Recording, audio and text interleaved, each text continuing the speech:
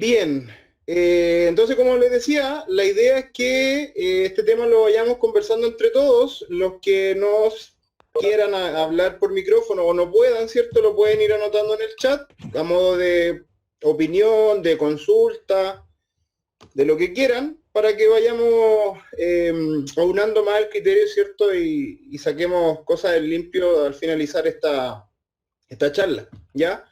Bueno. Ustedes ya me conocen, ¿cierto? Soy Andrés Núñez, kinesiólogo. Hoy día estoy con mi colega amigo Mati Contreras de Paint the Code. Hoy día el tema que nos convoca a todos, ¿cierto?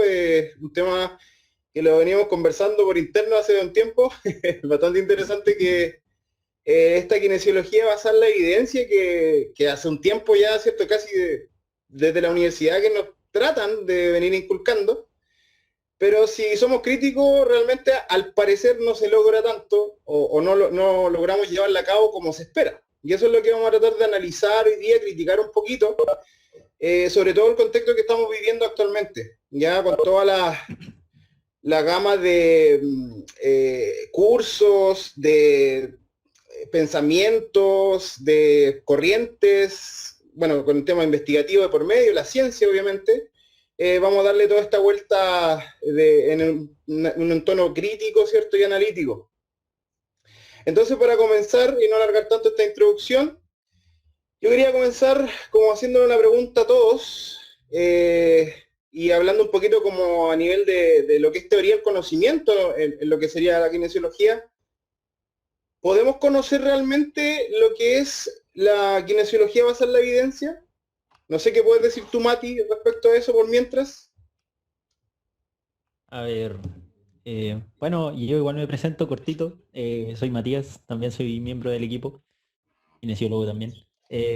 Bueno, respondiendo un poco lo que me preguntas, yo creo que eh, las bases del cómo se entiende el pensamiento científico en realidad es lo que nos permitiría de cierta forma aplicar ese pensamiento científico a la kinesiología en realidad, porque dentro de todo la kinesiología es una carrera científica.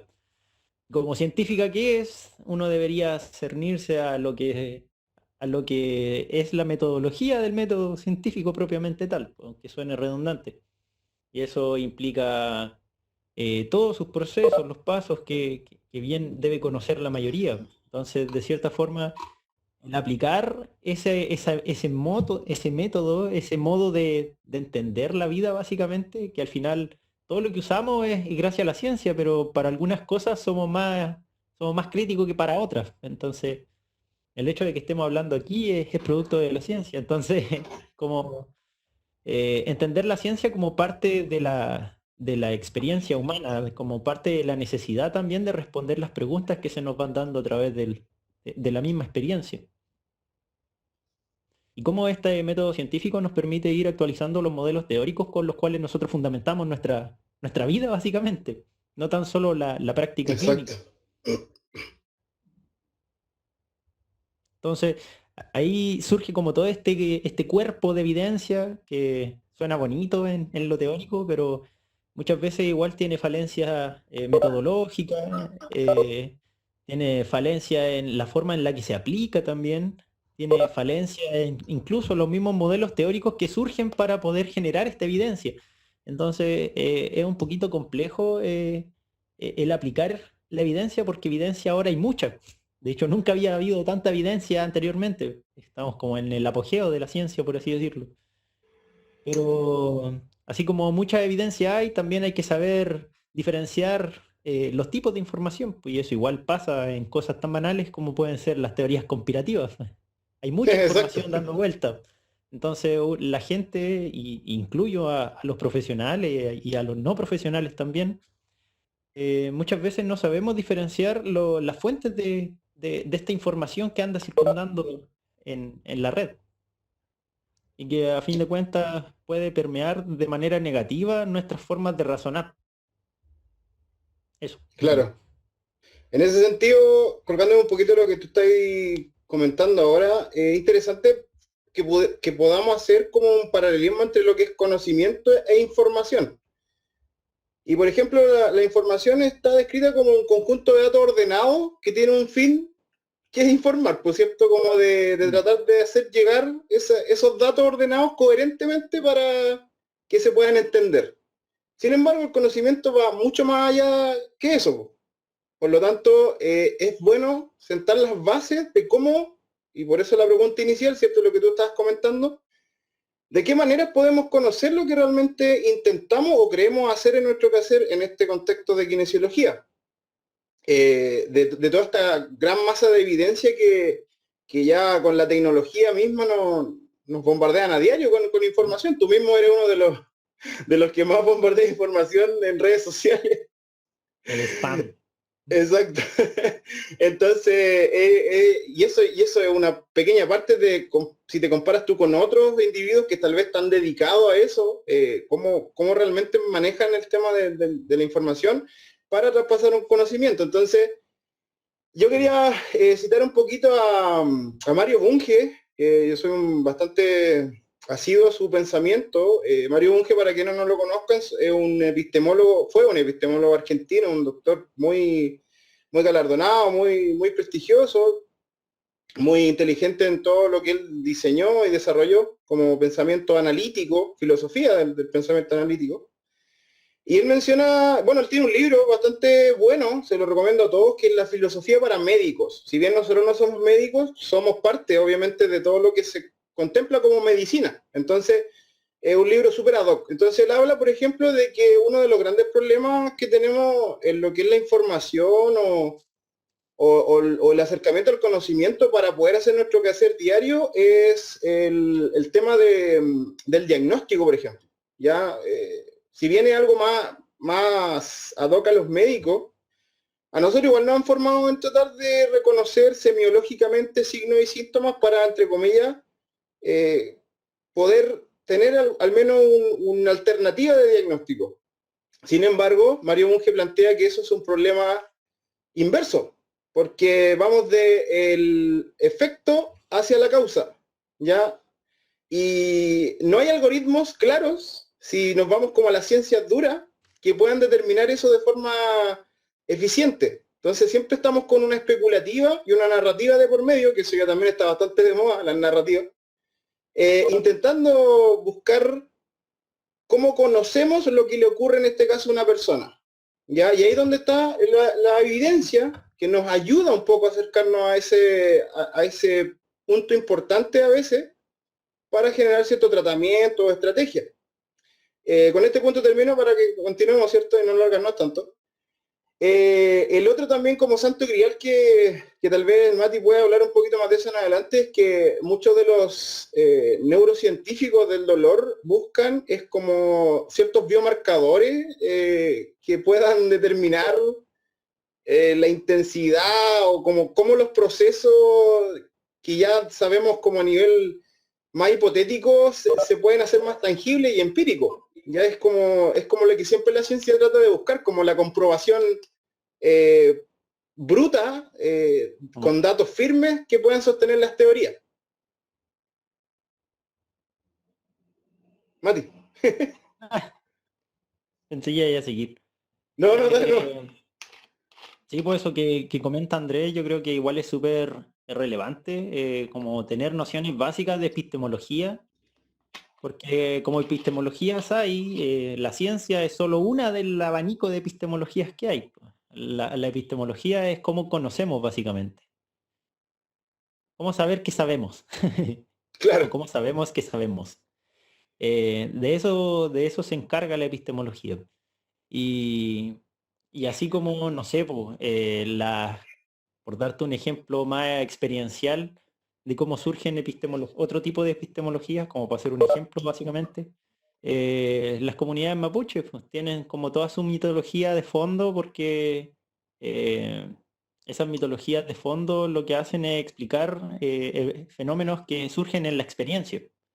Claro. Y, y ese es como su forma ese es su conocimiento, básicamente. Después podemos entrar a discutir si es conocimiento o no, o si son creencias, pero esa es su forma de conocer y esa es su forma de explicar el mundo. Entonces, esa es como su epistemología, pero tenemos nosotros como profesionales de la salud, de una carrera científica básicamente, tenemos que ceñirnos a lo que es la epistemología de la ciencia. ¿Y qué nos indica la epistemología de la ciencia básicamente? Es cómo conocemos y cómo damos fundamento teórico a ciertas hipótesis o a ciertos fenómenos o a ciertos objetos de estudio.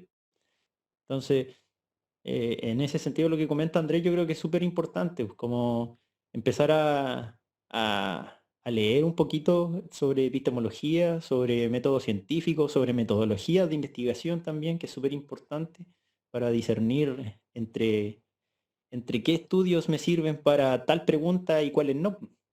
Así Claro, como, de hecho, esa es como la base para generar una investigación, pues, tener una pregunta. Pero tampoco uno tiene que ¿cómo decirlo? Hay formas de plantearse las preguntas. Uno no puede preguntar imposibles. Cuando uno pregunta imposible, uno parte de la vereda equivocada. Cuando uno dice, por ejemplo, eh, compruébame que Dios no existe. No, pues. El ejemplo debería ser el contrario. Por ejemplo, quien dice que Dios existe debería entregar evidencia que corrobore su hipótesis. Uno exacto, no parte de una pregunta en negativo. Corrobórame que no pasa, sino que uno tiene que ver si es que pasa, y si es que no pasa, se produce una falsación, que es lo que exacto, Karl Popper denominaba falsación. Y eso tiene que ver con otro método de razonamiento, en donde básicamente se van negando hipótesis y con esa negación uno va actualizando el conocimiento previo. Entonces yo digo, llueve porque sopló el viento norte, por dar un ejemplo. Después yo hago todo mi estudio climático, etcétera, y resulta que no llueve por eso. Entonces yo actualizo mi hipótesis. Y eso es una de las ventajas del método científico, que es súper flexible. A diferencia de un dogma que es inamovible, la ventaja del método científico es que se actualiza constantemente. Se refuta a sí mismo. Y esa es una de las ventajas en realidad. Pero muchas veces también nosotros nos casamos con ciertas creencias, con ciertos modelos teóricos, y cuando surge evidencia que contrasta con nuestra propia perspectiva, como que nos cerramos, porque ahí también están los sesgos personales, que no es exacto. malo, porque como seres humanos siempre vamos a estar sesgados a lo que nuestra experiencia y nuestro conocimiento situado nos permite reflexionar. Entonces ahí hay harto para discutir en realidad. Sí, cerrando un poquito esta primera parte para después abrir un poco el micrófono, bueno, citar un poquito a Carl Sagan, que también gran divulgador científico, y yo diría que al menos en lo personal, ha sido como uno de los pilares para impulsar lo que es Paint the Code. Entonces, Carl Sagan es como, es como un referente bastante importante en lo que estamos haciendo. Él mencionaba, bueno, yo la real lo mencioné, tiene varios libros, pero uno de los mejores que tiene es el de el mundo y sus demonios, ¿cierto? La ciencia como una luz en la oscuridad. En uno de los primeros capítulos él menciona que todos nosotros, de alguna manera, somos científicos desde niños, sobre todo cuando somos niños, ¿ya? Porque siempre estamos intentando, tenemos una idea de lo que ocurre al observar algo y lo vamos a probar cuando somos niños. No sé, pues, por ejemplo, observamos que hay pasto fuera de la casa. ¿Qué va a hacer el niño? Va a jugar con el pasto y empieza a arrancarlo, se revuelca, empieza a experimentar, empieza a generar conocimiento a partir de su experiencia y va reforzando y va aprendiendo. De alguna manera, ahí también el Mati que está muy asociado al área del aprendizaje con su trabajo en los colegios, ¿cierto? Puede hablar un poquito más en profundidad de eso. Entonces, es interesante cómo de alguna forma pudiéramos decir que desde niños, sin querer, abrazamos la ciencia, pero por algún motivo, cuando vamos creciendo, nos vamos deformando de alguna forma y nos van influyendo obviamente la cultura, la religión, etcétera, el mismo colegio o la escuela, ¿cierto? Nos va haciendo cambiar un poquito y a veces nos alejamos de lo científico y a veces nos acercamos mucho más. Entonces, en ese sentido, es bueno darle una vuelta a esto de la epistemología, que es lo que vamos a ir desarrollando durante esta charla, ¿cierto? Para poder saber o intentar saber qué, qué fenómenos podemos realmente intentar conocer en base a toda la metodología que conlleva la ciencia y todo obviamente sus alcances, porque convengamos también que no hay que irse por el positivismo, que es ser como cerrado con la ciencia y que la ciencia lo explica todo, porque por algo está la filosofía de la ciencia, tenemos el arte, tenemos la estética, o sea, tenemos muchas otras formas también de acercarnos al conocimiento. Y darle sentido a la vida también. Exactamente. Y quería recalcar los tres pilares fundamentales en los cuales uno de repente se enmarca, que describe la epistemología, que son el escepticismo, el dogmatismo y el criticismo. Grande, ahí está. Ese libro es maravilloso de Marito Bunge, muy recomendado. A él también ahí detalla muchas las características de la ciencia, que son 15, ya, que por qué es tan importante, ahí las pueden ir revisando. Entonces estaba mencionando que a nivel epistemológico tenemos como tres pilares fundamentales que son el escepticismo, que también ahí se deriva el agnosticismo, tenemos el dogmatismo, y el dogmatismo tiene el dogmatismo absoluto, que ese es como el más terrible, y el criticismo, ya que según Kant, gran filósofo alemán, decía que esa era la única forma, según él, el criticismo era la forma de acercarnos al objeto. Recuerden que Kant, para los que alguna vez lo hayan leído, él ha sido como de los grandes aportes de la epistemología, de que cómo conocemos a través de lo que es el objeto y el sujeto, o el sujeto y el objeto. Entonces, según él, nos acercamos con el criticismo, pero el criticismo tampoco nos basta, por eso tenemos que acercarnos a la ciencia. ¿Ya? Bien, vamos a abrir un poquito el micrófono. No sé si a alguien le gustaría aportar con lo que estamos comentando. O lo pueden Tire dejar el en el rollo chat. tire el rollo con confianza, para eso estamos aquí. Si Exacto. nosotros acá tampoco intentamos la verdad, pues así que es una instancia de reflexión colectiva y siéntanse con la confianza de comentar lo que estimen pertinente. Yo no sé, parece que igual se pueden abrir su micrófono por ustedes, ¿o no? No sé. Pónganlo en el Porque chat si es que pueden ustedes. sí. Hay otros que hacen así como levanta la manito. Zoom permite eso, pero no Ah, no sí. sé por aquí.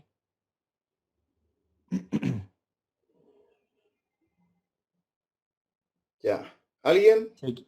Si aquí de hecho probablemente nadie tenga como una forma. Matías, Oh, bueno, hola, póngale. Miguel. Hola, Mati. Hola, Miguel. Hola, Miguel. ¿Cómo estás? Yo quería preguntar algo. ¿Qué tanto estamos obnubilados por la evidencia científica en la kinesiología? ¿Qué tanto es que utilizar la evidencia científica nos aleja la experiencia clínica o de otros factores? No sé si me entienden. Sí, se perdió un poquito, pero dale. No, yo lo entendí, mira, lo resumo así. ¿Qué tanto está la kinesiología obnubilada, cegada básicamente con la evidencia y que de cierta forma pierde de foco también la experiencia misma? O sea, ¿Eso es, porque, Miguel? porque cuando se hace práctica basada en evidencia, Mm. algunos colegas les cuesta incluir la evidencia porque piensan que todo es evidencia Claro. o sea, a eso va mi pregunta. ¿Qué tanto estamos obnubilados por la evidencia en la práctica clínica, ¿no? O sea, sabemos de los estudios que cada vez se produce mucho más, pero ¿qué tanta de esa información es realmente aplicable a la clínica? ¿O es que si nosotros nos sentimos tan obligados a utilizar evidencia científica,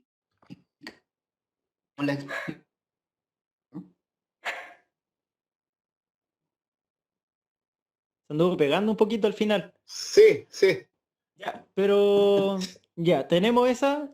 ¿Alguien más que quiera tirar como un comentario o alguna pregunta como para ir abordándolo al tiro? Muchas gracias, Miguel, por la pregunta. Está súper buena. Y de hecho es es un conflicto, una tensión constante que se da tanto en la práctica como en el estudio también, por la formación. Exacto. ¿Alguien más o respondemos? ¿O quiere responderle usted a Miguel? Claro, Ah, tírese claro. el piquero, tírese el piquero. De aquí aprendemos entre todos.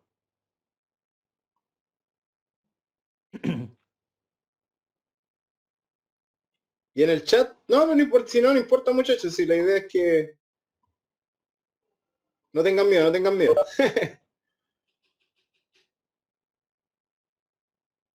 Bueno, voy a responder yo. Después, si alguien quiere acotar alguna otra cosita, abre el micrófono.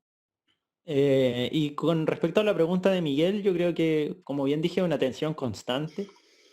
Por un lado, hay un cuerpo de evidencia enorme, nunca habíamos tenido tanta evidencia. Y eso, de cierta forma, igual puede ser como positivo como negativo, porque por un lado hay mucha información y uno no sabe discernir qué información me sirve y cuál no, en cuál creer, en cuál no, porque tampoco tenemos mayores herramientas metodológicas para enjuiciar esos estudios, básicamente, como para saber si incluso las conclusiones que reporta el estudio son acorde a los resultados que reporta el estudio. Entonces, y por otro lado también están como las condiciones estructurales, como el sistema de salud, básicamente, el tipo de organización política en el cual se inserta, el tipo de economía que hay detrás del mismo sistema de salud. Entonces, y como barreras estructurales también que no, de cierta forma, limitan en ser agentes de cambio, porque muchas veces el abordaje basado en la evidencia lo que busca es como humanizar el trato en salud. No tan solo mejorar como los resultados, que son números sin cara básicamente, pero porque son estadísticas. Eh, y ahí también entran en juego, por ejemplo, los estudios cualitativos, que muchos nos dicen de la experiencia misma que reporta la gente que se atiende en los sistemas de salud. Entonces, yo creo que igual hay que reivindicar esos estudios cualitativos en la práctica misma. Y claro, uno como clínico puede bien verse sobrepasado con tanta información y al no saber en qué creer, uno muchas veces cree lo que más le hace sentido. Y eso igual depende mucho del contexto particular de cada terapeuta, depende mucho de incluso las creencias propias del individuo en su ciclo vital, etc. Entonces, uno desde la individualidad puede ser agente de cambio. Si estamos esperando constantemente cambios de arriba para fomentar la forma que se deberían hacer las cosas, eh, vamos a esperar para siempre. Entonces, y más encima la mayoría de los cambios a nivel social suelen ser bottom-up. En ese sentido, las mismas protestas populares son un ejemplo de eso, que incitan básicamente a los organismos estructurales, a las instituciones, a hacer cambios ya más concretos. Y en ese sentido, la evidencia también puede ser positiva porque va a permitir actualizar nuestros conceptos, va a permitir actualizar nuestros modelos teóricos y de cierta forma también eso va a permitir optimizar algunos resultados en rehabilitación.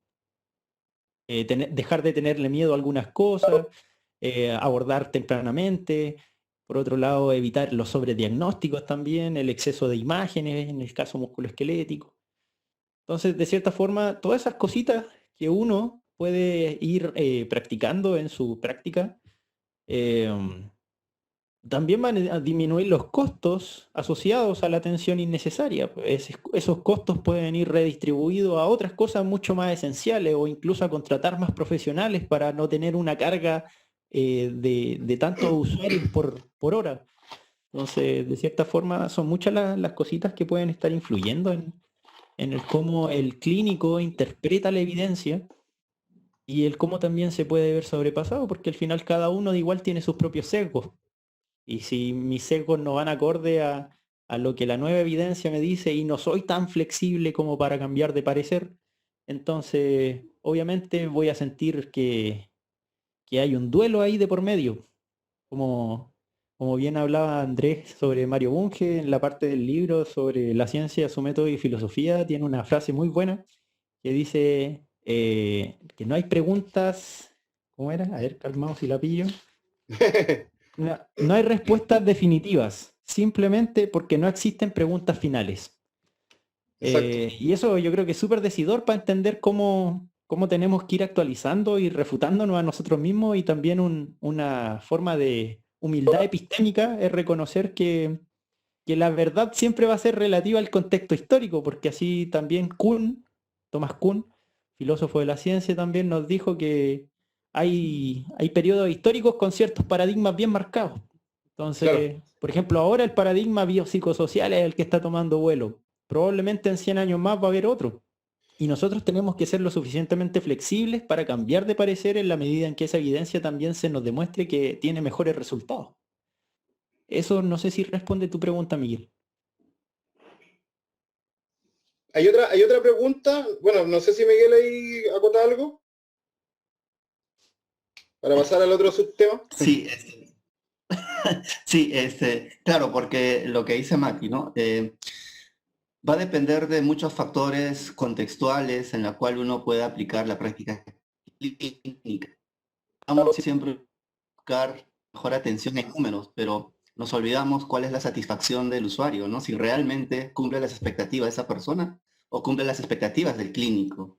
Y aparte, hace poco pude leer un artículo que decía que tampoco era tan abundante la evidencia científica en kinesiología. Quizás lo que está haciendo es que recién se está convirtiendo en una ciencia, ¿no? Y está dejando muchos conocimientos que no eran los adecuados. Entonces, vivimos 40, 50 años con conocimientos que realmente no son adecuados o no se puede o no explican los fenómenos de las personas, y ahora recién estamos entendiendo un poco más a la persona en su conjunto, ¿no? Bueno, eso es lo que quería decir. Sí, de Completamente de acuerdo, hecho. Miguel. Oh, No, sí. déjame acotar No, algo cortito. dale nomás, dale nomás. Yo estoy completamente de acuerdo con lo que dice Miguel, y de hecho también creo que una forma de entender la evolución histórica que ha tenido la kinesiología es precisamente situándola en su respectivo contexto histórico. De hecho, la kinesiología surge de la educación física aquí en Chile, surge del movimiento básicamente, surge del ejercicio. Y muchas veces, de hecho, después de la Segunda Guerra Mundial viene el boom de la kinesiología para rehabilitar a los posguerra básicamente. Y, y toda esa gente, bueno, se rehabilitaba con movimiento, etcétera, pero también nosotros en ese proceso fuimos fuertemente influenciados por los ortopedistas. Y de ahí surge esta, no sé si mutación de la kinesiología hacia un modelo ya más estructural también, que deja un poco de lado el movimiento por otras cosas más de resorte médico, por así decirlo. Entonces, de cierta forma, al situar la kinesiología en su respectivo contexto histórico, yo creo que igual hacemos un análisis del cómo se ha ido dando la evolución de nuestra profesión y hacia dónde camina también. Sí, ahora sí o no. Sí. Ya, mira, sí, bueno, complementando lo tuyo, Mati, primero, hay un paper, no sé si la mayoría lo conoce, que es de un autor que se llama Mageu, que habla de la historia de la terapia manual. Es súper bueno porque te hace todo ese contexto, obviamente no directamente con la kinesiología, porque como dice el Mati, y como ya todos sabemos, la kinesiología nace al menos acá en Chile y probablemente en los países hermanos, de la educación física. Ya, en cambio, a nivel europeo nace en contexto de guerra. Pero este artículo, que es del 2014, es bastante interesante porque hace todo un recorrido por prácticamente todas las escuelas de pensamiento de la terapia manual.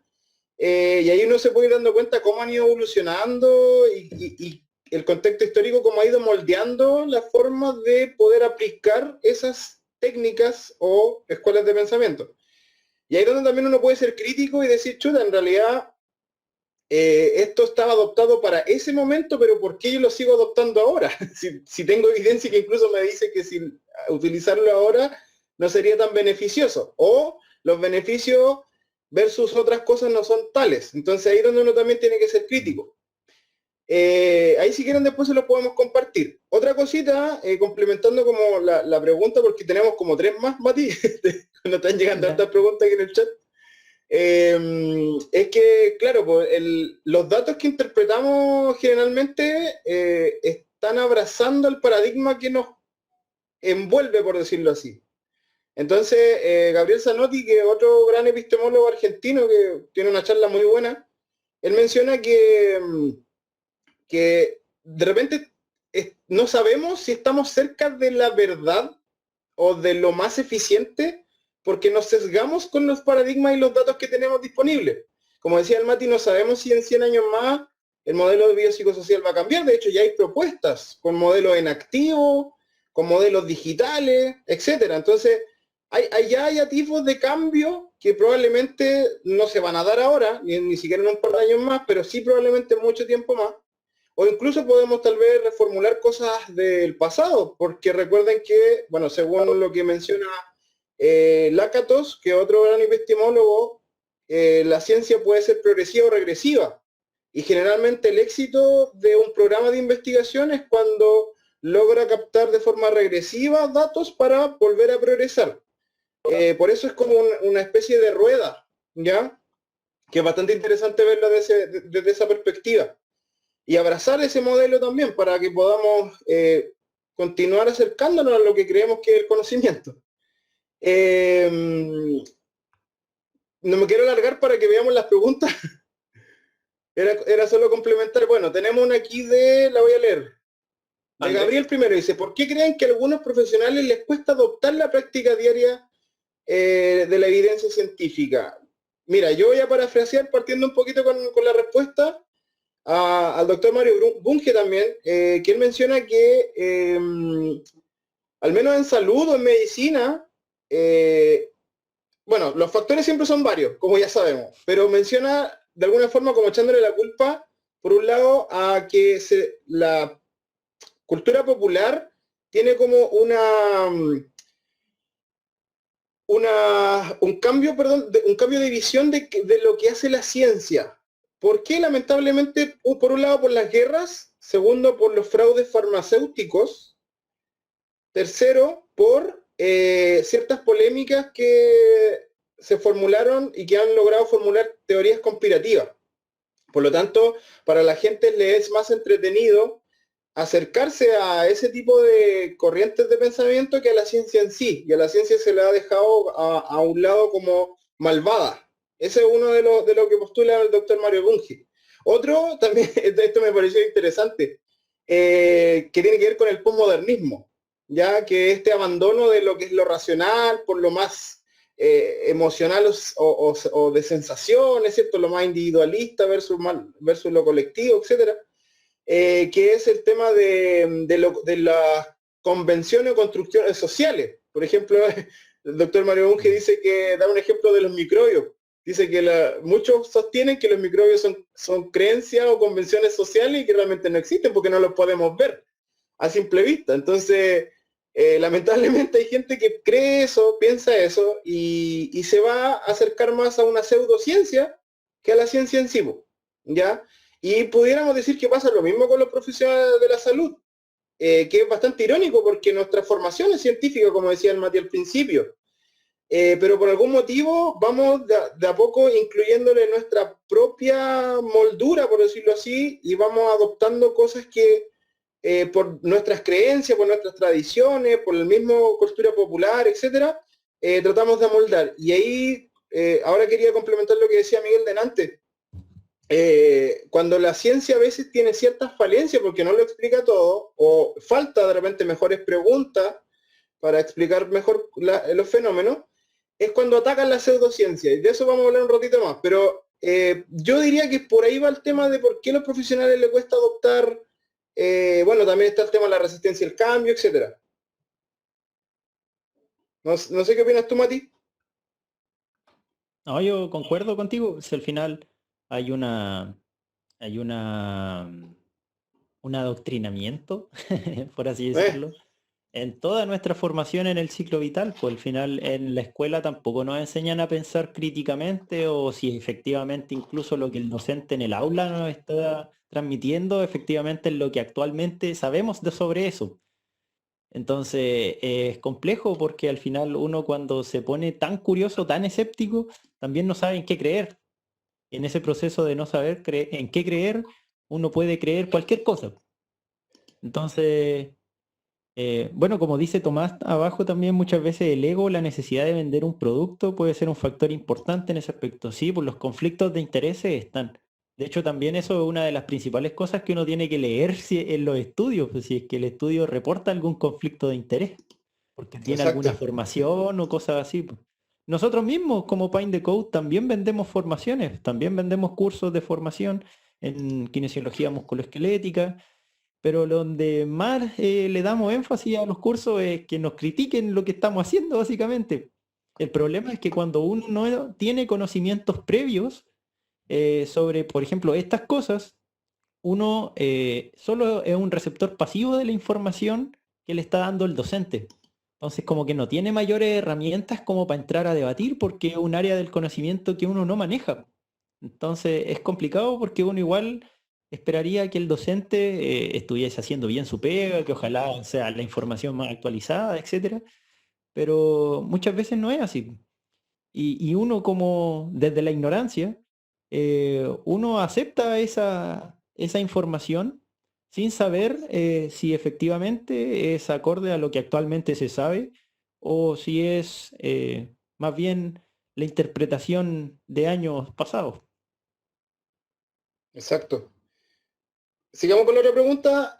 Claudio Sí, pregunta, ¿por qué podemos, o sea, para qué podemos utilizar los estudios cualitativos? ¿Cuál es su objetivo? Yo soy un fiel defensor de los estudios cualitativos yo también. eh, y es que nos Ah, ya. comentan la experiencia. Nos comentan la experiencia. Todos los números, todos los datos que podemos sacar sobre estudios cuantitativos son números sin cara. Efectivamente, nos hablan del tamaño del efecto, etcétera, de si una intervención tiene significancia clínica, si tiene diferencia estadísticamente significativa. Incluso se cuestiona el valor de P actualmente. Pero los estudios cualitativos nos hablan sobre lo que la persona vive, lo que la persona necesita, lo que la persona siente que es importante para ella y le hace sentido. Y eso dentro de la práctica basada en la evidencia se llama los valores y preferencias del usuario. Y entonces eso también tiene que ir generando esta mixtura en la forma en que uno aborda a las personas. Y Axe quiere aportar algo, dice. ¿Cómo estás, Póngale. Núñez? ¿Cómo estás, Matías? Hablé contigo. Mira, el infiltrado, Sí, pues el Mi nombre infiltrado. clave. charlatán. Interesante el tema, cabros, porque hay hartas cosas que hay que considerar, como ustedes dijeron. El contexto histórico es clave en el entendimiento de cómo los clínicos han podido llevar a cabo, dentro de lo que se ha podido, la práctica basada en la evidencia. Hay que partir en realidad con que muchas personas desconocen qué es realmente la práctica basada en evidencia y los pilares que tiene. En realidad ahí va lo que dice el Mati. En cierta medida, muchas veces desconocemos estas áreas porque nos gusta lo clínico y nos queremos ir ahí, pero muchas veces para poder encontrar dónde vamos a ser más eficientes, dónde realmente nuestras técnicas van a servir, la evidencia nos va a ayudar y nos va a dirigir. Y dentro de ese mal entendimiento que hemos tenido hace varios años, se ha conceptualizado la práctica basada en evidencia como solamente aplicar, ¿cierto?, la doctrina del paper, que sería en realidad aplicar solamente los resultados de un artículo a la práctica clínica. Pero en realidad la práctica basada en evidencia está muy alejado de eso porque incluye tres pilares fundamentales que son las preferencias y opiniones de los usuarios, Exacto. la experiencia clínica y la mejor evidencia científica. O sea, es un acuerdo entre esos tres pilares que hay que tener en consideración, ¿ya? O sea, no es que sean excluyentes, y eso es relevante de entenderlo, porque si no, tampoco vamos a poder aplicar este modelo de práctica basada en la evidencia como Ya voy se a hacer el quisiera. depósito. Y Ya, yo ya, creo ya. que desde esa perspectiva, Ahora le pongo, voy históricamente, a dar doble vez, ¿ya? Para que cada uno, o y es- sea, para que los dos tengamos ¿y ese un ruido? voucher. No sé, No ¿qué sé. onda? Pensé que Mira, tenés que cachar quién. Ah, es Marian, creo. Ah, ya. Transferir a cuántos otros bancos. Marian tiene el micrófono prendido. Esa es la interbancaria, ¿no? Espérate, ¿en serio? Aquí lo... Sí, porque Ah, la sí. pantallita muestra quién habla. Ya, ahí sí, ahí sí. Ah, ya, bueno. Ya, entonces, volviendo a la idea, dentro de esta, a lo mejor mal entendimiento, ¿cierto?, de lo que es la práctica basada en la evidencia, se la ha visto con muy malos ojos. Y históricamente también hay que considerar de que la kinesiología evoluciona desde un momento donde había muy poca información disponible y donde ciertos personajes que son en realidad claves también en el desarrollo de la kinesiología, ¿cierto?, son los que llevan el conocimiento, que son las eminencias. Entonces, partimos desde una kinesiología fundada y que se mantuvo por mucho tiempo, sostenida por personas que eran exponentes que en realidad, desde el punto de vista empírico, y desarrollaron mucho conocimiento, desarrollaron muchos libros, y en realidad eso nos ha mantenido en cierta medida un poquito atados, y en realidad ahí obviamente caen muchos sesgos con respecto a lo que puede ser la interpretación de la práctica basada en la evidencia. Entonces creo que eso es algo que hay que considerar siempre, los tres pilares de la práctica basada en la evidencia, Exactamente. que no todo es paper, sino que está el usuario y lo que hacemos también y lo que hemos vivido como clínicos. Eso. Concuerdo, Ivancito. Parece que somos del mismo equipo. Ah. Yo tengo Oye. una frase que resume lo que comentamos sobre la práctica basada en la evidencia. Y es que es de Boaventura de Sousa Santos, un sociólogo y portugués. Y es que tenemos el derecho a ser iguales cuando la diferencia nos inferioriza, pero también tenemos el derecho a ser diferentes cuando la igualdad pone en peligro nuestra identidad. Y esto yo usualmente cuando nombro esta frase la contextualizo. Por ejemplo, en los contextos interculturales. Entonces ahí obviamente cada cultura va a tener su propia cosmovisión y la idea es, bueno, nosotros como profesionales de la ciencia también tenemos que considerar esas cosmovisiones, esas variables culturales y tomarlas en consideración también porque no tiene sentido ir por la vida arrasando con culturas y generar una sola cultura homogénea si en la diversidad está la gracia. Eso. Sí, exacto. Sin embargo, siempre el lado crítico. Voy a hacer una cosita corta porque aquí David quiere aportar algo, igual tiene la manito levantada ahí. Bueno, en el libro ahí de Sagan, él menciona que siempre en todos lados hay un señor Buckley. El señor Buckley, él se refiere como a la persona que siempre está como más ligada al lado de las creencias, de lo místico, de lo popular, en lugar de lo científico, y de alguna manera es válido, como estamos diciendo acá, porque se respeta. Hay que integrar. Sin embargo, obviamente en la conversación y en el debate es donde se va generando este especie de moldeo que a veces no hay que hacerlo como desotrando a un otro, sino que hay que hacerlo para una confluencia mutua, simbiótica, ¿cierto?, en un modelo como educativo, que es lo que de hecho está bastante en boga, que lo que más defendemos nosotros actualmente dentro de las herramientas es la educación y comunicación en lo que sería kinesiología completa, no nos vayamos solamente al dolor.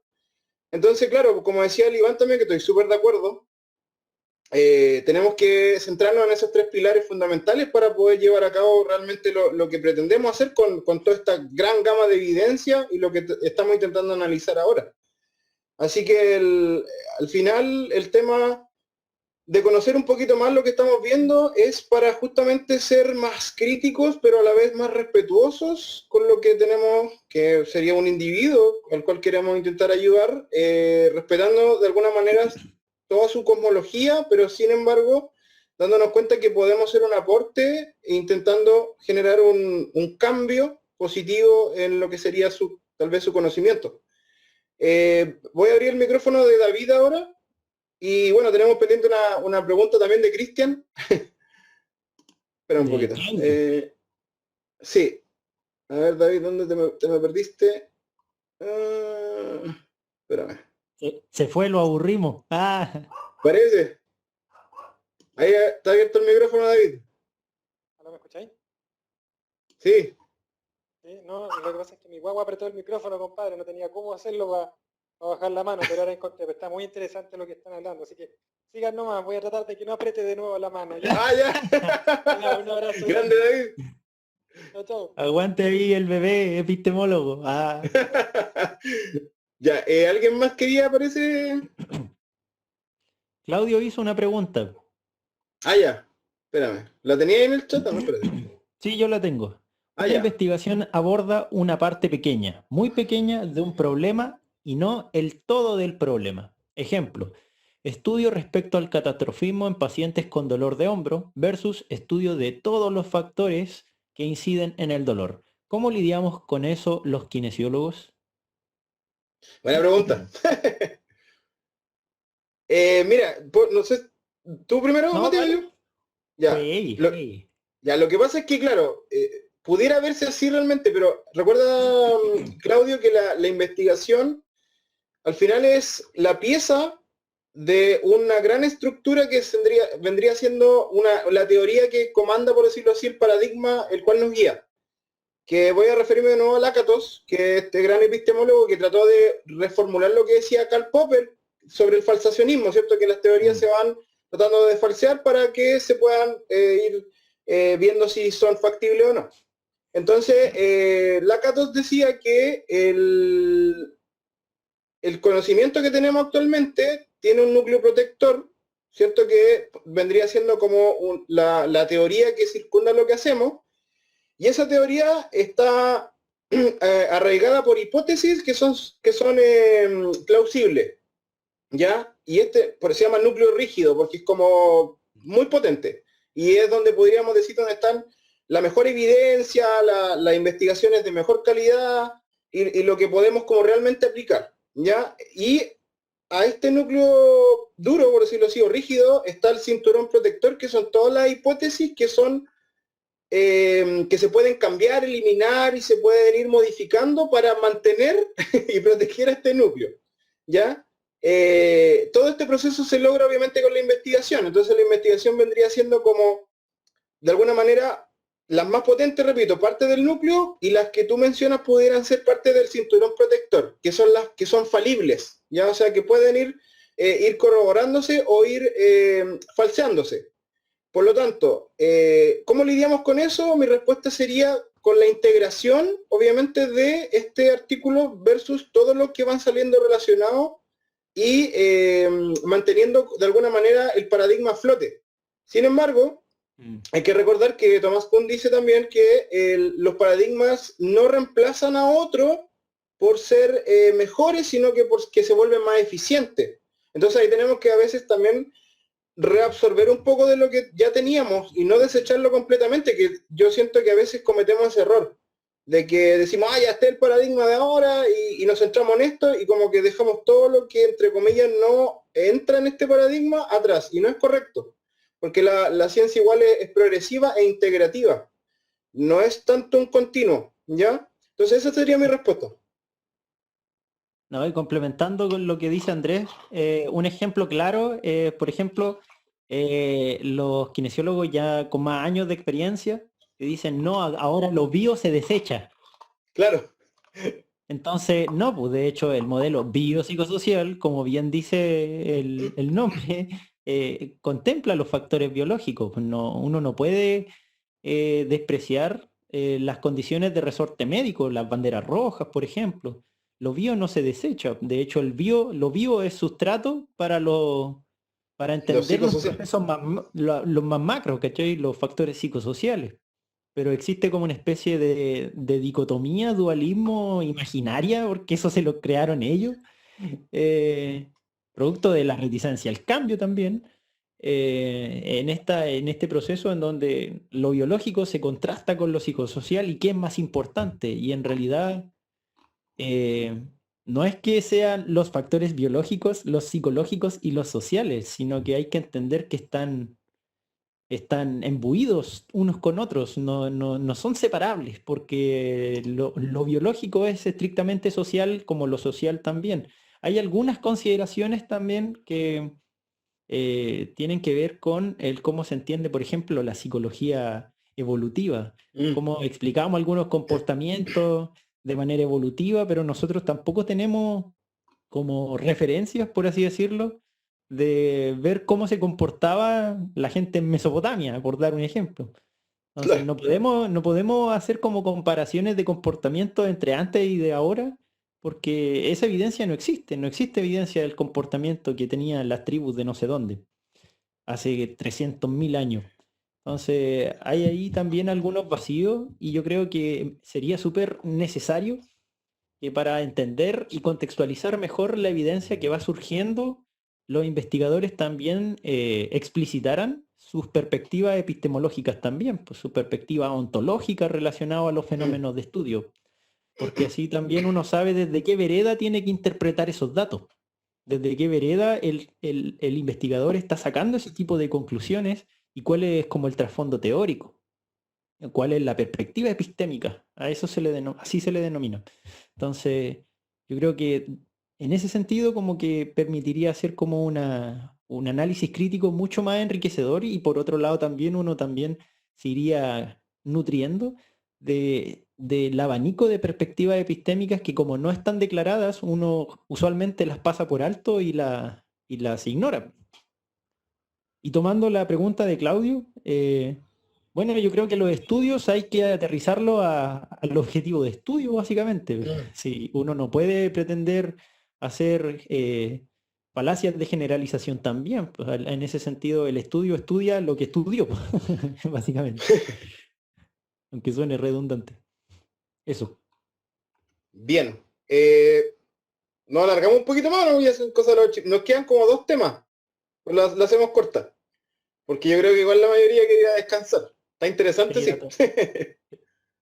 ¿Ah? Yo me entretengo con esto. Volar hablando solo. Bueno, lo otro que íbamos a comentar. Espérate, ahí Claudio tiene otra pregunta. A ver.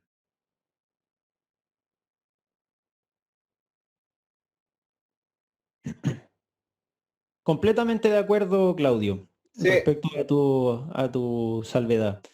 De hecho, la ciencia tampoco busca explicarlo todo. Hay mucha gente que dice como en un intento de refutar la ciencia, pero si la ciencia no explica todo.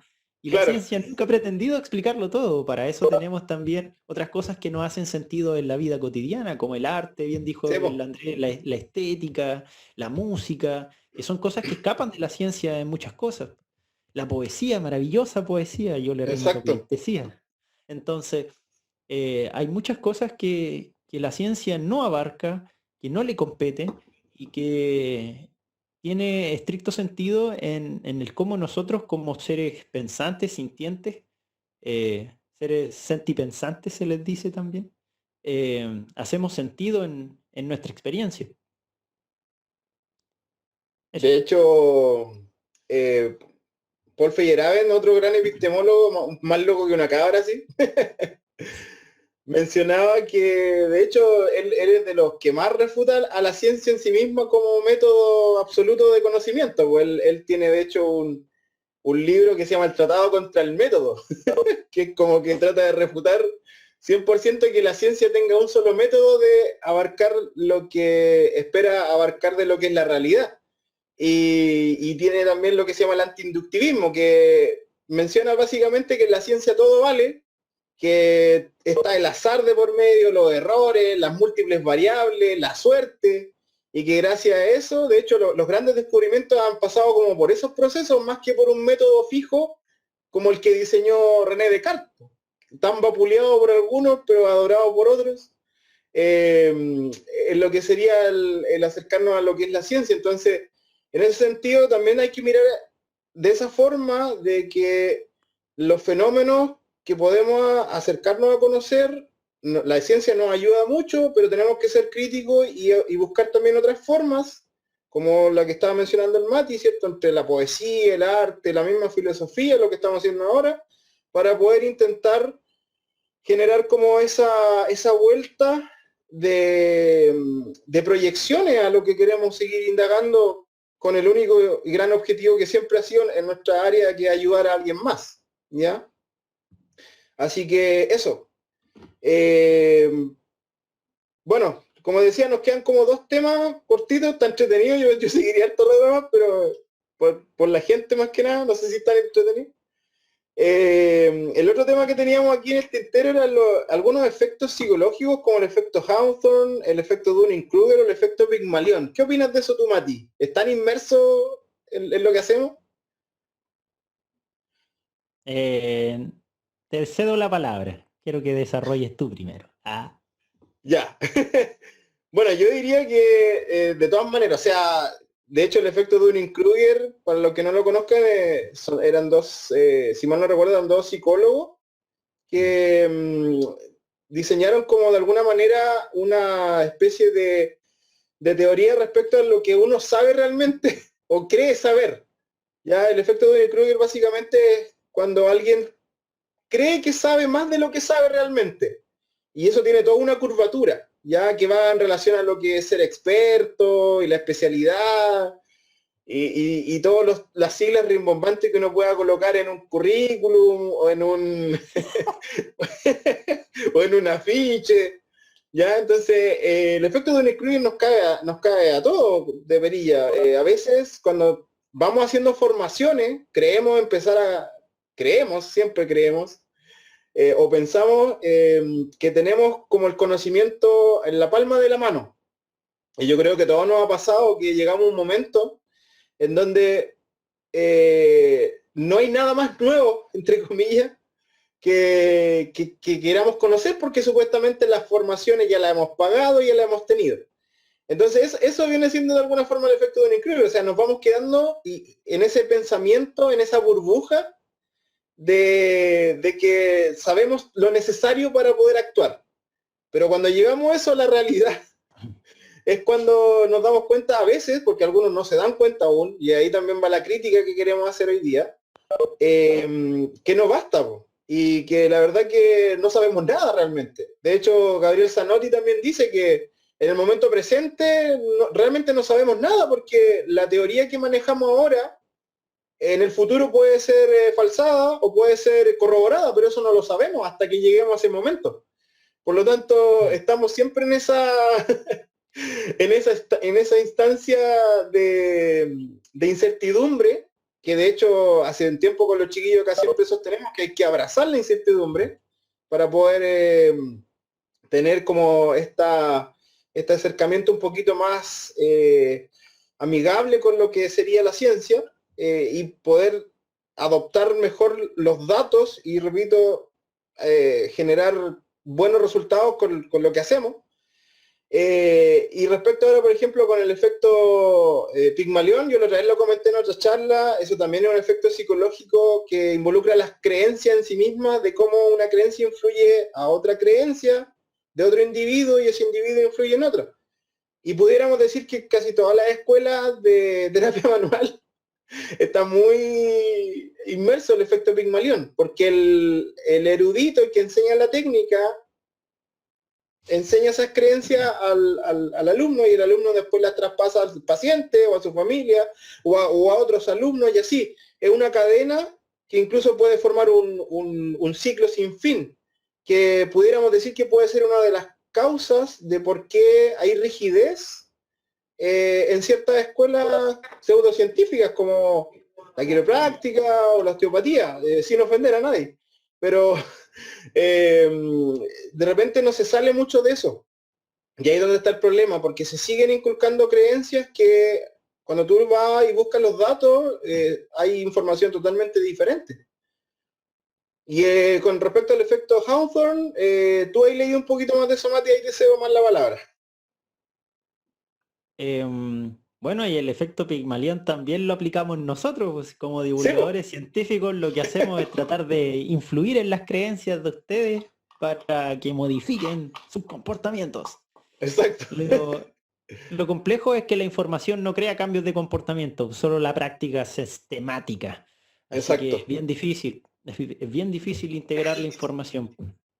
Es como decirle a la gente que no fume, la mayoría sabe que no hay que fumar y todos fuman, y no solo tabaco. Entonces es complejo, es complejo. Em, con respecto al... ¿Cuál era el otro? Al Dunning-Kruger. Bueno, el efecto yo creo que se explica súper bien con Sócrates, po, con la Eh, frase célebre. Solo sé que nada sé. Y por claro. eso lo mataron. Por eso lo hicieron tomarse un cortito de cicuta. De cicuta, claro. Porque en realidad lo que hacía él era hablar con toda la gente, porque él filosofaba en la calle. Entonces, cuando veía a un juez y le preguntaba, ¿qué sabe usted sobre justicia?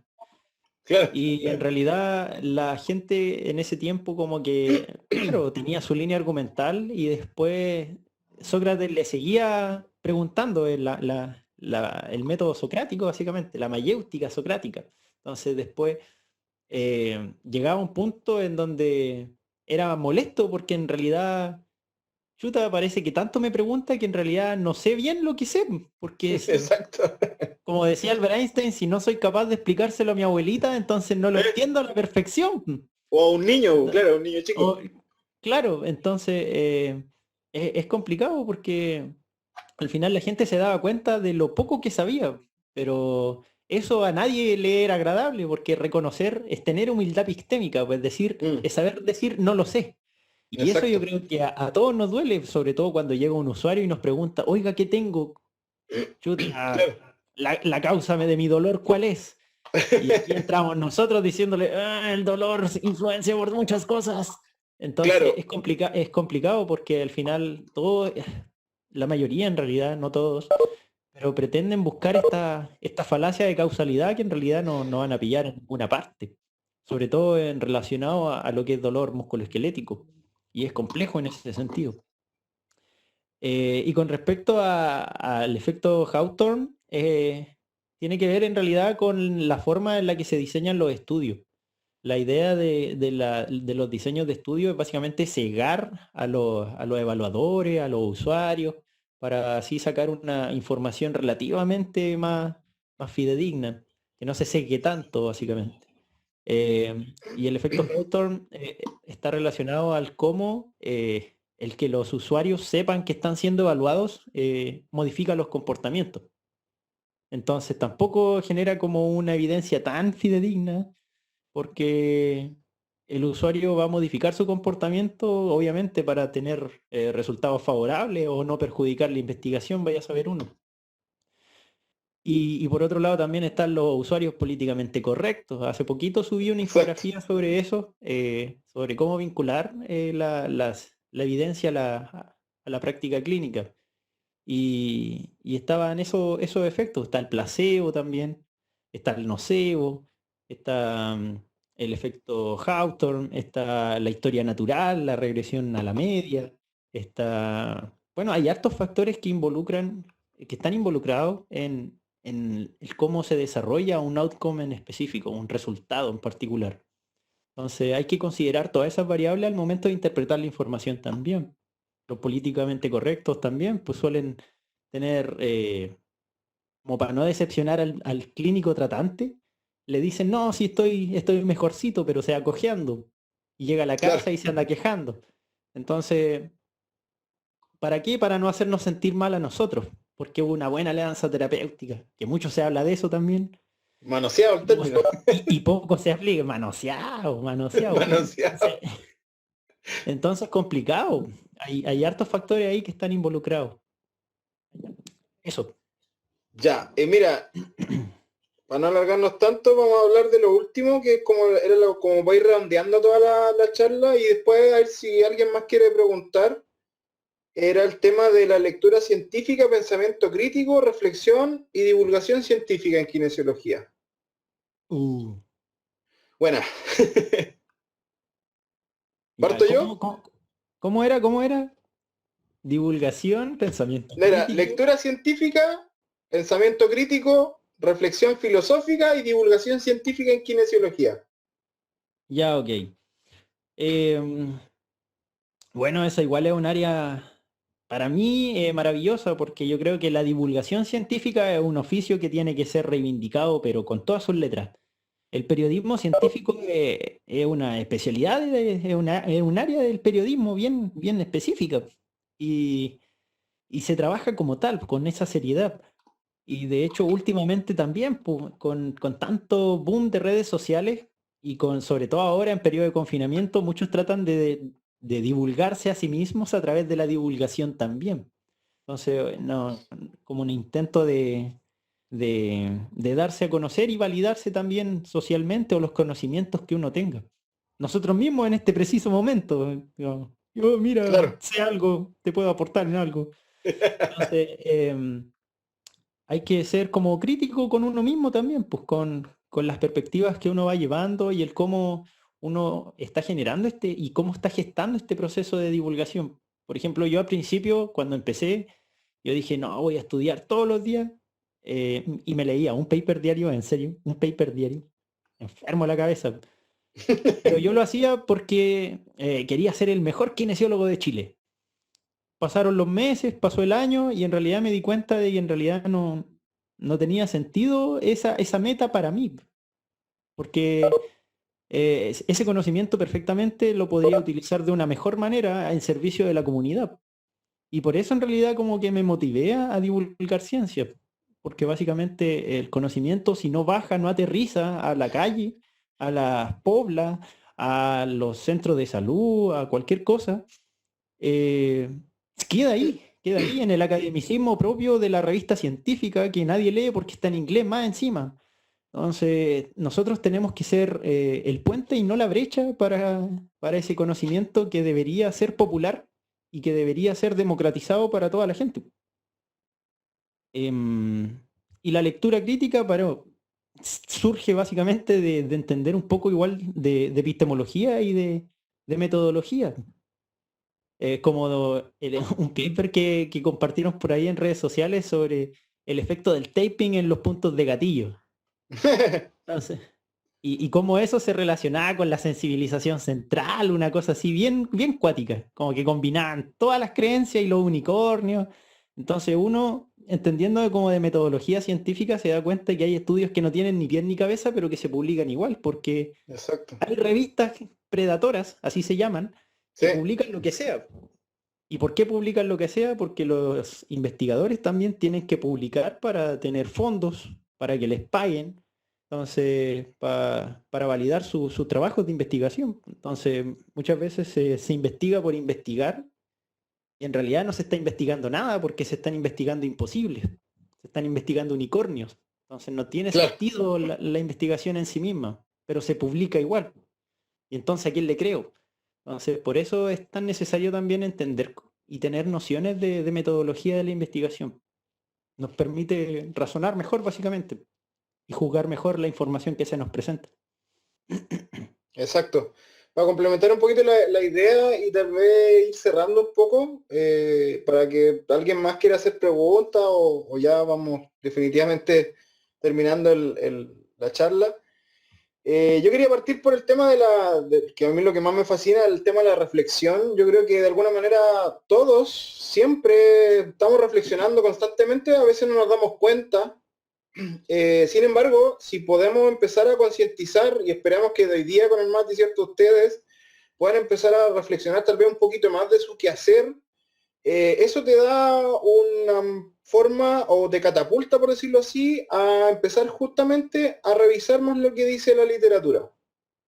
Y de alguna forma al revisar la literatura te vas a empezar a dar cuenta que no toda la literatura es buena, que hay literatura que se puede aplicar de forma más clara, otra no tanto. Como dice el Mati aquí, hay información lamentablemente que uno por tiempo a veces lee el puro título y los títulos a veces son súper rimbombantes pues, y son atrapantes y uno dice, ya con este paper puedo, no sé, pues, ayudar a mi paciente que está con dolor de rodilla persistente. Y claro, pero cuando uno se da el tiempo de leerlo de forma crítica, con ciertos conocimientos de metodología, como dice el Mati, uno se puede dar cuenta que a veces el artículo era el puro título y ni siquiera el abstract, o sea, el puro título solamente. Y con eso obviamente no hago nada. Por lo tanto, también ahí viene la otra vuelta reflexiva. Pues, lo que estoy leyendo tiene la calidad o tiene los datos que yo necesito para quien espera algo de mí, a quien estoy ayudando, en el contexto en el que esté. Yo sé que puede ser algo como una, como se dice popularmente, una paja mental o juegos mentales excesivos que a veces por tiempo no nos damos, pero créanme que si ustedes se van, no sé, en vehículo al trabajo o caminando, esa es una buena instancia para hacer esa reflexión.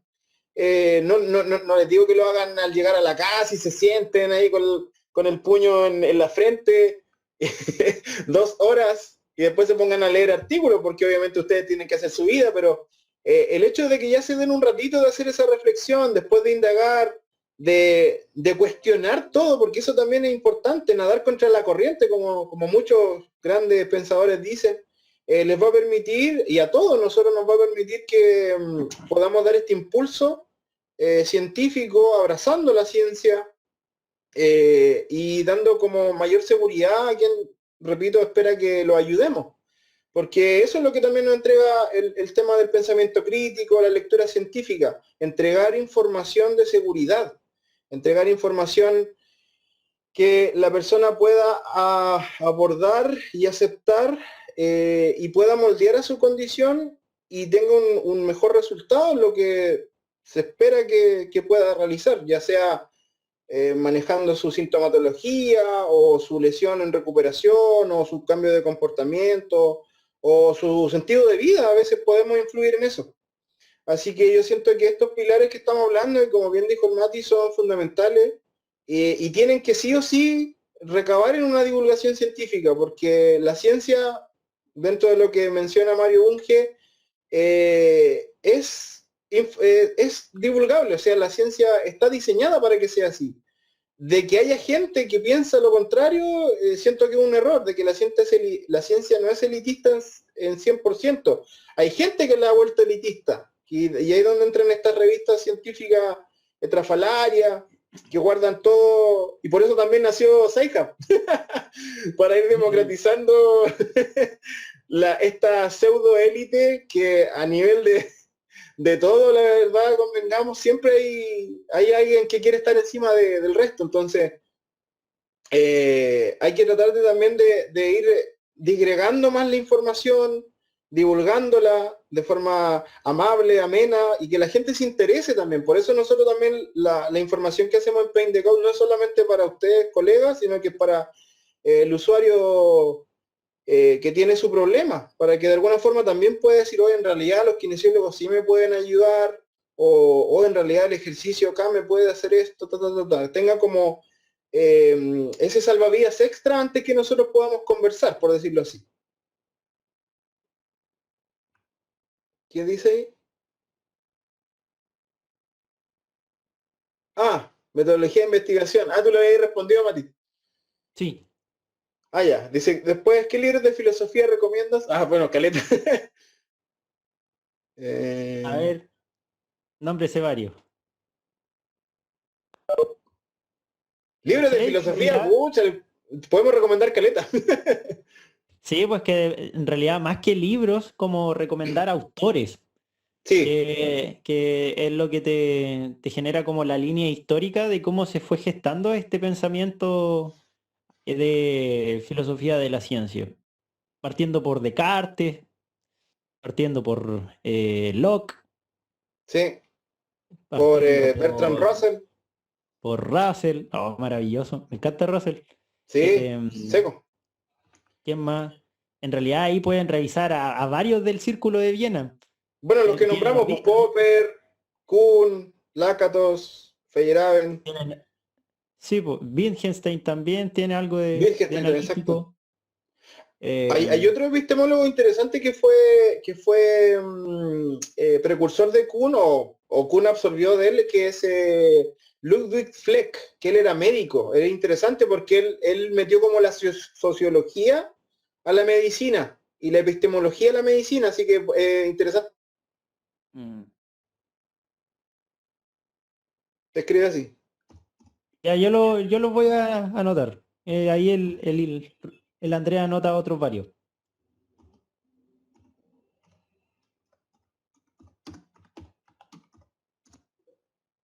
Va, era Fleck. Me equivoqué en la... Ahí sí. ¿Quién más?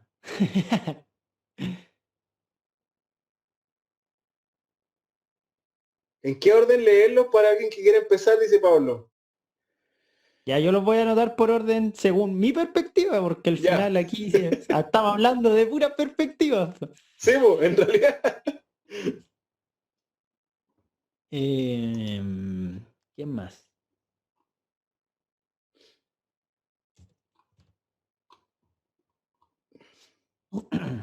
¿Estáis anotando, no? Sí. Ah, ya. Bueno, mientras estáis anotando, como para ir de a poquito, no sé pues, si tienen más preguntas, chiquillos, chiquillas. Creo que ha estado interesante. No sé si alguien más quiere aportar algo. Este tema da para harto. La verdad, es bien interesante. Se pueden hacer harto análisis y crítica. Bueno, de hecho, algo le hicimos. Fuimos más condescendientes esta vez porque íbamos a criticar harto lo que era la pseudociencia. De hecho, ahora se puede hacer un poquito mientras anotan alguna pregunta. Lamentablemente en kinesiología se ha visto invadida, y bueno, no solo kinesiología, la medicina en general, por pseudociencias. Pues. ¿Qué es una pseudociencia? Una pseudociencia es algo que intenta, intenta ser científico, sin embargo no tiene metodología y no tiene formas de poder comprobar lo que dice que hace, ¿ya? Al final son como dogmas muy, muy rígidos que cuando los cuestionan, en vez de dar un argumento, hay como una explosión negativa y rechazo en vez de debate. Entonces, las pseudociencias lamentablemente son más populares. Carl Sagan dice que cada ciencia tiene su pseudociencia. Y eso también ha sido como de los puntos flacos de la ciencia en sí misma.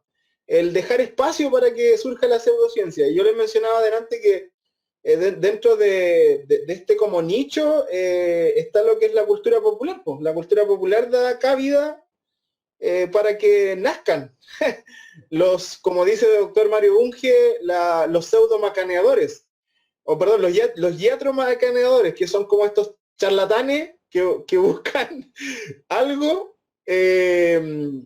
para poder llevarlo a un punto máximo y generar mercado con eso. Ya nosotros hace poquito con el Mati estábamos criticando, bueno, el Mati más que nada, el más polémico, las famosas flores de Bach, que fue un tema que sacó mucha roncha, porque la verdad que si ustedes son bastante críticos y buscan realmente lo que son las flores de Bach, se van a encontrar con artículos que la echan por tierra, artículos serios me refiero, porque van a encontrar artículos de dudosa calidad, de ninguna calidad, que van a defender las famosas flores de Bach.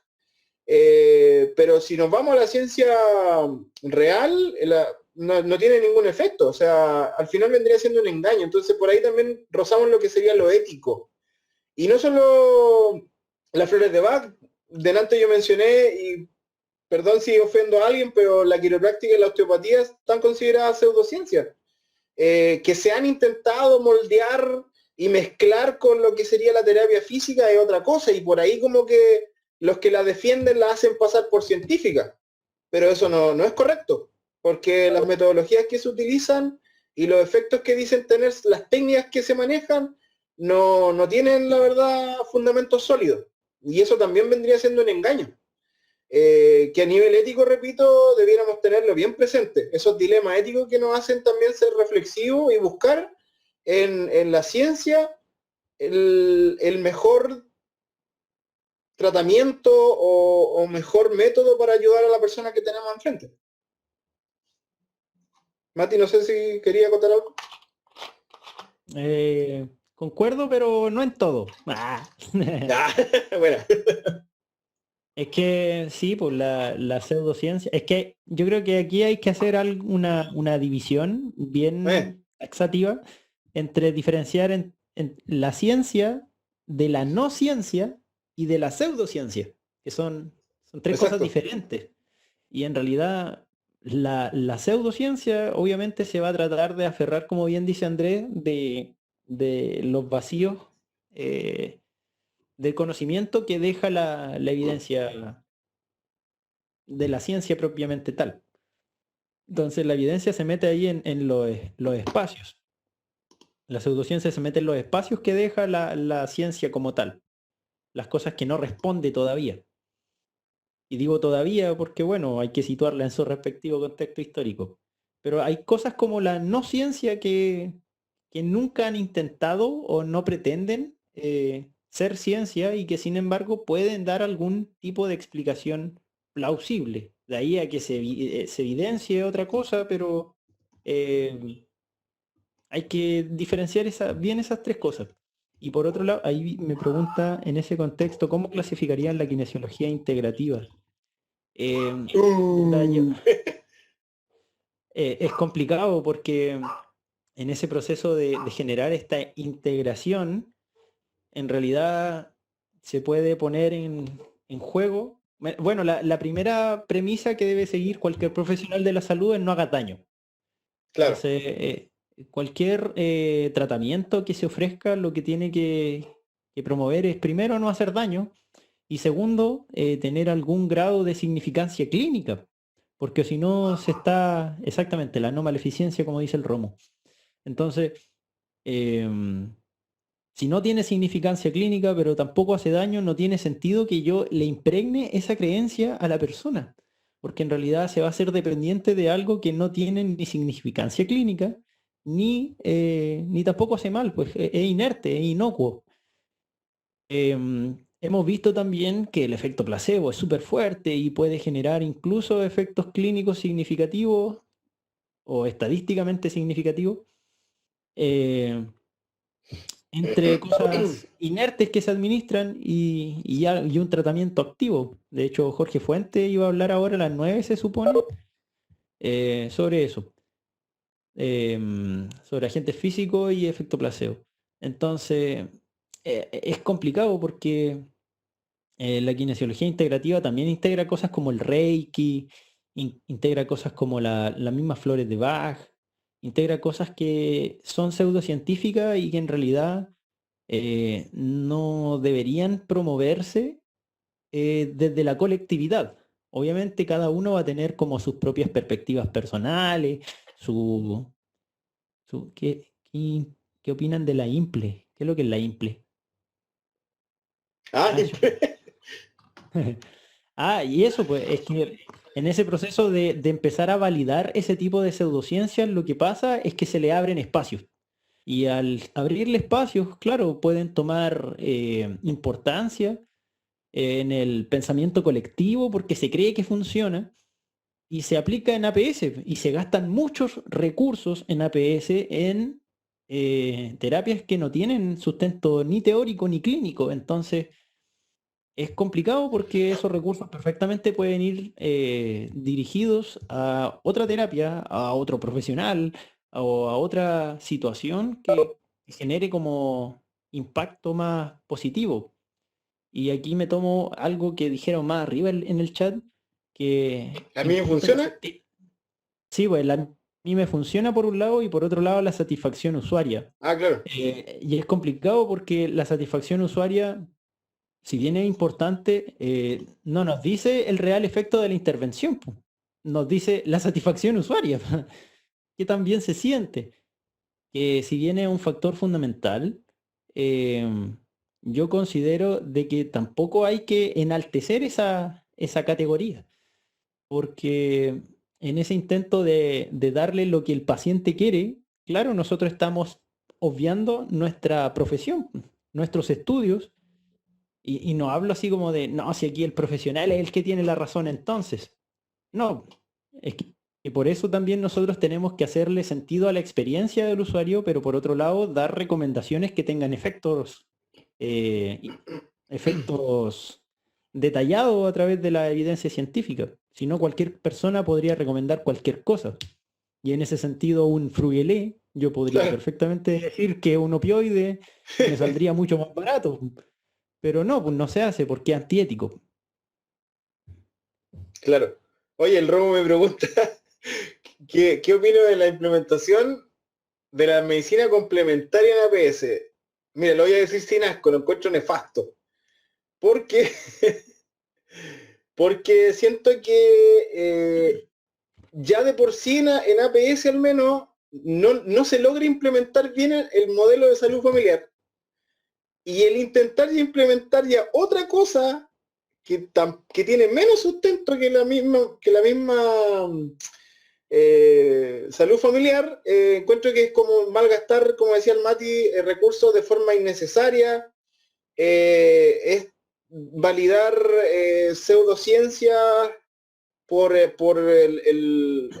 este marco epidemiológico en el cual nos englobamos de la famosa cobertura, o sea, salud para todos, pero ¿de qué calidad? ¿Cachai? O sea, si bien hay comités de calidad y se intenta supuestamente ver la calidad de la atención, eso en realidad no se logra. Entonces, yo encuentro que no corresponde, que los recursos debieran escatimarse en cosas que sí tenemos mayor acercamiento, porque recuerden que, como alguien decía por arriba en el chat, nunca vamos a, el Cristian creo que decía eso, Cristian Galvez, que nunca vamos a conocer la verdad absoluta, obviamente, porque siempre en la teoría del conocimiento, el conocimiento siempre es algo que uno está cerca a veces, pero nunca lo alcanza de forma completa. Entonces nos vamos siempre acercando o incluso hacemos el retroceso para después avanzar. Por lo tanto, tenemos que ceñirnos en esas cosas, situaciones, herramientas, métodos, que tengamos un acercamiento a la menor incertidumbre, ¿cierto?, de que funciona para la persona, con datos, ojalá siempre con objetivización de lo que hacemos. De ahí muy recomendable lo que por ejemplo hace Romualdo, que yo alguna vez lo hice, pero por tiempo lo dejé de hacer, que era en una planilla empezar a ver la cuantificación de la intervención, ya sea con educación, con ejercicio, y poder ir obteniendo datos, porque en base a eso también se pueden formular nuevos proyectos, y esos nuevos proyectos pueden suplantar a estos proyectos de terapia complementaria. Y eso sí sería más beneficioso, más cuantioso, porque se tiene la comprobación, se tiene de alguna forma un acercamiento a una certeza, por decirlo así, de que lo que se está haciendo es factible de hacer, tiene sus costos y beneficios comprobados, perdón. Y no como las otras terapias complementarias, que es como casi un ensayo y error. Dale nomás, Mati. Yo igual discrepo un poco en la terminología que usa el Andrés, porque en realidad lo que hace la ciencia no es entregarnos ciertos, o sea, mayores grados de certeza, sino lo que hace es disminuir la incertidumbre. Sí, exacto. Me mal Que otra expresé, cosa. tienes razón. Entonces, y por otro lado también deben tener en consideración de que los fondos que tiene la salud pública son súper limitados. Uno, porque FONASA es un saco roto en donde la mayoría de la plata de FONASA se va para las clínicas privadas. Y por otro Exacto. lado, bueno, y por otro lado, chuta, se me fue la idea.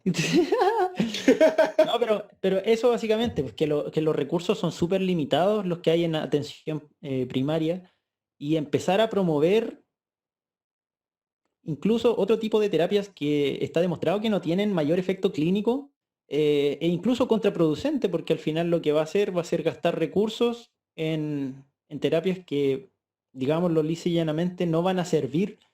Y por otro lado, bueno, hay un déficit de profesionales, hay déficit de insumos, hay listas de espera enormes que se falsifican por parte del Ministerio de Salud. Entonces, Sí, es complicado, weón. Es súper fuerte esa área, porque al final las terapias complementarias igual se han posicionado, han tenido un aumento de terreno súper importante en lo que es salud pública, pero no por eso, no por tratar de respetar la diferencia, uno tiene que relativizar lo que es la salud. claro. Porque la persona que tenga acceso a ese tipo de terapias, llámenle terapias, bueno, que lo hagan de manera particular, pero los recursos son limitados y a la mayoría de la población lo que necesitan hay que darle lo que efectivamente hemos demostrado, o la ciencia ha demostrado en su transcurso, que ha tenido mejores resultados clínicos, pues, y es un compromiso ético en realidad, pues no es una cuestión de que se cree más bacán porque sabe ciencia, y es un compromiso ético, pues, porque hay que humanizar la atención en salud, y para humanizarla también hay que incluir esta mejor evidencia disponible. No tan solo, no tan solo es como mejorar el trato, sino es mejorar el trato y aparte entregar el mejor tratamiento que tenemos según la evidencia disponible. Claro, ahí el Rómulo complementa, dice, la ciencia avanza con los errores e intenta eliminarlos. Se formulan hipótesis irrefutables. En cambio, la pseudociencia hace que sus hipótesis sean vulnerables sin posibilidad de refutación. Exactamente. De hecho, eso sale ahí en el libro de Carl. También Mario Bunge lo menciona, y bueno, y algunos otros autores también mencionan eso mismo. Y claro, como dice el Rafael, más encima se ofenden cuando los cuestionan a los que defienden la pseudociencia. Bien, no sé, bueno, son las 9, más de las 9. Gracias por quedarse, cabrón. Ha estado más que interesante esta charla. Obviamente podemos seguir aquí con el Mati, a nosotros nos fascina conversar, hablar de estos temas. Se le puede seguir dando... ¿Ah? Tráiganme un pancito. Se le pueden seguir dando miles de vueltas al tema. Más adelante obviamente vamos a hacer alguna otra charlita similar. Bueno, entre todos los integrantes que nos vamos intercalando. Así que eso, estimados y estimadas. No sé si hay alguna pregunta final, comentario. Buena, dice Cristian, que está súper metida ahí con su señora en la conversa. Buena. Panorama familiar. Sí, ahí va, exacto. Vamos a subir el video a YouTube para que después lo vea más gente. Hubiesen puesto la camarita para tomar un pantallazo y después etiquetarnos entre todos.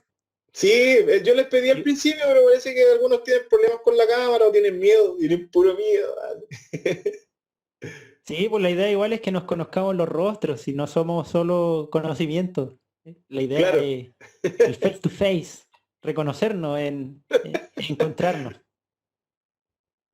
Necesitamos una charla más para seguir hablando de PBI. Ya, pues. Buena, Sí. hagamos una parte 2, Mati, si querés.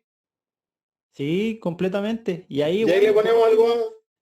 En la publicación que salga en el grupo de Facebook de Paint the Code, pueden ir dejando también las dudas o comentarios relacionados a lo que conversamos hoy día, o las dudas que les vayan surgiendo en la reflexión personal. Y después las trabajamos con un conversatorio un poquito más colectivo, si al final nadie sabe más que todos juntos. Exacto. Bien. ¿Estamos, no? Como dirían las cobras. ¿Estamos, no? Cuídense nomás, chiquillos, chiquillos, chiquillas, chiquilles. Exacto. Lávense las manos, mantengan la distancia. Oye, sí, no le va a pasar lo que a mí. Yo tengo COVID, estoy contagiado de COVID. Se me había olvidado comentarle al principio. Y no, si viene solo COVID. Anda pegando cosas ahí. No, mentira.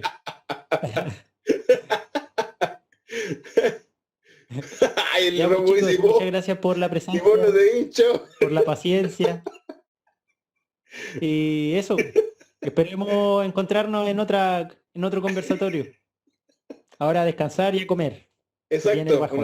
Un abrazo a todos, muchas gracias, que estén muy bien. Voy a cortar la transmisión. Chaito. Chaito, gracias.